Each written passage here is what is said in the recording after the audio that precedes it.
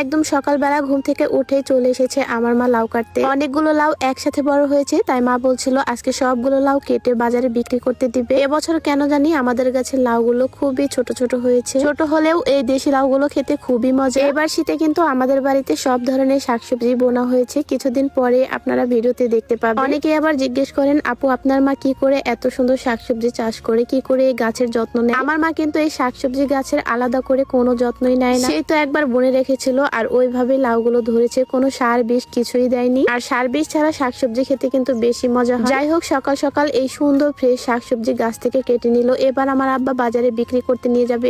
যাই হোক, এরপরে আমার মায়ের সকালবেলায় প্রতিদিনকার কাজ হচ্ছে গরু ছাগল ঘর থেকে বের করা। সবজিগুলো কেটে এনে রেখেই এরপরে গরু বের করতে গিয়েছে। তারপরে হচ্ছে গরু দুধ দুয়েছে। আমাদের বাড়িতে একটা মাত্র গরু পালে শুধুমাত্র দুধ খাওয়ার জন্য। নিজেদের বাড়ির গাভীর দুধ যেন প্রতিদিনই খেতে পারি। আর আমাদের গাভীর দুধ কেন জানি আমার কাছে আলাদা একটা মেহমান আসতেছে কোনো কিছু না বললে। আজকে দুপুরে খাওয়া দাওয়া করে আবার চলে যাবে, তাই আমার মা মুরগি কেটে মাংস বানিয়ে নিচ্ছিল। আর আমাদের বাড়িতে যে কোনো মেহমান আসলে পিঠা খাওয়ানো ছাড়া আমার মা যেতেই দিতে পারে না। আমার দাদি এখানে চালের গুঁড়িগুলো ছেঁকে দিচ্ছিল, আরেকদিকে আমার মা মাংসগুলো মাখিয়ে নিয়ে রান্না করছিল। আমাদের মানিকগঞ্জ জেলায় কিন্তু সবচাইতে বেশি খাওয়া হয় চিতই পিঠা, আর এই চিতই পিঠা সবাই খেতে পছন্দও করে। তাই আমাদের বাড়িতে সবসময় চিতই পিঠাটাই একটু বেশি বানানো হয়, আর এরকম ঝাল ঝাল করে মাংস রান্না করা হয়। আর এরকম ঝাল ঝাল মাংস দিয়ে কিন্তু চিতই পিঠা খেতে খুবই মজা লাগে। আমার মায়ের হাতের পিঠা বানানো তো আপনারা রেগুলারই দেখেন, মায়ের হাতের পিঠা সবসময় অনেক বেশি সুন্দর হয়। আজকে আমি আলাদা করে আর প্রশংসা নাই বা করলাম, পিঠা দেখে আপনারা বুঝতে পারছেন কতটা সুন্দর হয়েছে দেখতে। দেখতে যেমন সুন্দর হয়েছে, খেতেও কিন্তু